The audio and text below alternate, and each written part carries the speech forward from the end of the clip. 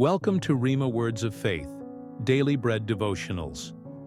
Today we will be exploring the beautiful truth found in 2 Corinthians 12:9-10, that God's strength is made perfect in our weakness. That means we don't have to rely on our own power, because God's grace is more than enough. Paul, the writer of this passage, understood this firsthand. He had what he called a thorn in the flesh, something that caused him great distress. He pleaded with God to take it away. But instead of removing the struggle, God told him, "My grace is sufficient for you, for my power is made perfect in weakness." What an incredible promise. At first, this response from God might seem difficult to accept. When we're struggling, our first instinct is to ask God to take away the hardship.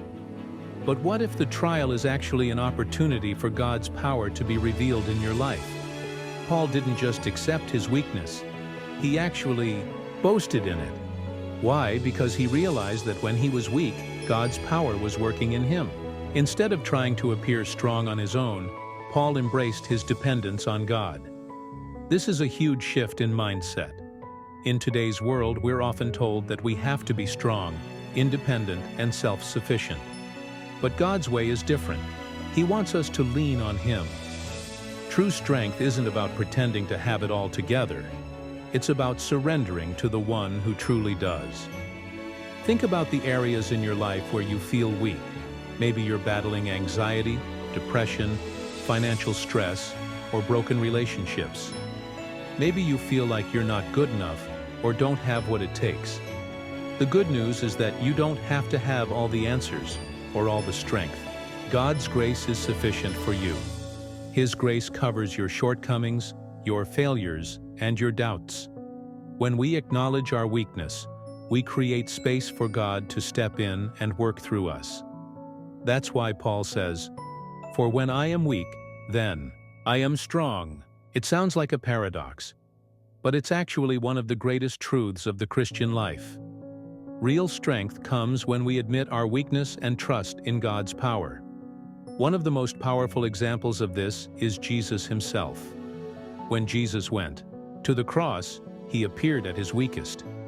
He was beaten, mocked, and crucified. A moment of complete physical and emotional suffering. Yet it was in that very moment of weakness that God's greatest power was revealed. Through his death, we received salvation. Through his suffering, we found healing. And through his resurrection, we have victory. This shows us that God's power is not limited by human weakness. If God can bring redemption through the cross, imagine what he can do in your life through your struggles. Your pain is not wasted. God is using it to shape you, strengthen you, and draw you closer to him. So how do we apply this to our daily lives? First, we must shift our perspective on weakness. Instead of seeing it as a burden, we can see it as an invitation to experience God's power. Second, we need to stop striving to handle everything on our own and start leaning on God's grace. That means spending time in prayer, reading His Word, and trusting Him with every challenge. Finally, we need to boast in our weaknesses like Paul did. Not in a way that glorifies struggle, but in a way that glorifies God's power at work in us. When we do this, one of the biggest challenges we face when it comes to weakness is our own pride. We live in a world that celebrates strength, success, and independence. We are taught to push through difficulties, to never show weakness, and to rely on our own abilities. But in God's kingdom, things work differently. God isn't looking for people who are strong in themselves. He is looking for people who are willing to depend on Him. When we try to handle life on our own, we often end up feeling frustrated, exhausted, and discouraged. But when we surrender our weaknesses to God, He fills us with His strength and carries us through. Think about times in your life when you have felt completely worn out, discouraged, or overwhelmed. Maybe you were dealing with a difficult situation at work, struggling in a relationship, or facing a personal failure. In those moments, it's easy to feel like giving up. But here's the truth. Your weakness does not disqualify you from God's purpose. In fact, your weakness may be the very thing that allows God to work in ways you never imagined. God's power is made perfect in our weakness because it forces us to stop relying on ourselves and start relying on Him. Instead of seeing weakness as a setback, we should see it as an opportunity for God to show His strength in our lives. Paul understood this so well that he actually rejoiced in his weaknesses. He said, "That is why, for Christ's sake, I delight in weaknesses, in insults, in hardships, in persecutions, in difficulties. For when I am weak, then I am strong." 2 Corinthians 12, verse 10. That's a radical mindset. Most of us try to avoid difficulty, but Paul embraced it. Why? Because he knew that when he was at his lowest, God's strength was at its highest. When Paul was weak, God's power worked in him in ways that human strength never could. This is a truth we need to hold on to in our own lives. Have you ever gone through a season where you felt like you had nothing left to give? Maybe you were emotionally drained, physically exhausted, or spiritually dry. Those moments can feel unbearable, but they are also the moments where God does some of His greatest work. In our weakest seasons, God is still present. He never leaves us alone to struggle. Instead, He walks beside us, offering His grace and strength every step of the way. God's grace is not just enough, it is more than enough. It covers every failure, every shortcoming, and every doubt. When we surrender to His grace, we will find that His power is already at work within us. The question is, are you willing to embrace your weakness so that God's power can shine through? So often, we try to hide our struggles or pretend we have everything together. But the truth is, God isn't looking for perfect people. He's looking for surrendered people. The more we acknowledge our need for Him, the more we will experience His strength. It's okay to admit that you don't have it all figured out. It's okay to say, "God, I can't do this on my own." In fact, that is exactly where God wants you to be.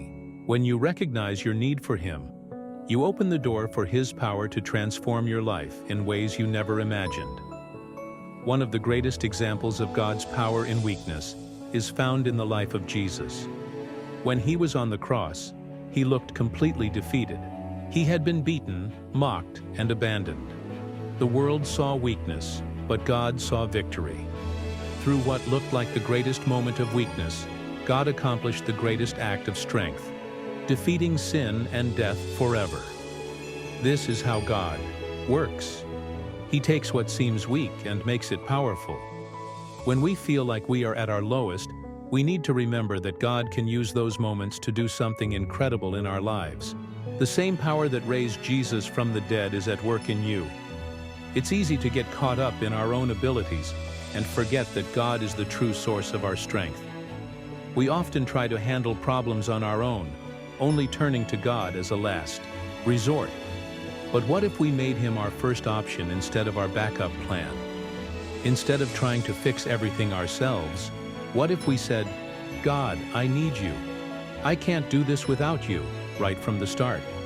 When we rely on God first, we experience His strength in a whole new way. We stop carrying unnecessary burdens and start walking in His power, knowing that we are never alone. Think about areas in your life where you feel the weakest. Maybe it's a struggle with fear, doubt, or insecurity. Maybe it's a challenge at work, in your family, or in your personal walk with God. Whatever it is, God's grace is enough for you. He is not asking you to be perfect. He is not expecting you to have all the answers. He simply wants you to trust Him. When you acknowledge your weakness, you make room for God to step in and do what only He can do. Your weakness is not a curse. It's an invitation for God's power to be revealed. God's strength is not just for the big moments of life, it's for the everyday struggles too. Whether you're facing a major life crisis or just trying to get through a difficult day, God's grace is available to you. He sees your exhaustion, your worries, and your frustrations, and He is saying to you today, My grace is sufficient for you, for my power is made perfect in weakness. Let that truth sink into your heart. You don't have to be strong on your own. You don't have to have everything figured out. God's power is already at work in you, and His grace will carry you through. So today, I encourage you to stop trying to carry everything on your own. Lay your burdens down at God's feet. Let go of the pressure to be perfect, to be strong all the time, and to have everything under control. Instead, embrace the truth that when you are weak, He is strong. The power of God is not reserved for a select few. It is available to all who are willing to trust Him. If this message has encouraged you, take a moment to reflect on where you need to surrender and invite God's strength into your life. And if you haven't already, subscribe to this channel and hit the like button so we can continue sharing God's truth with you. Remember, God's grace is enough. His power is working in you, and you are never alone.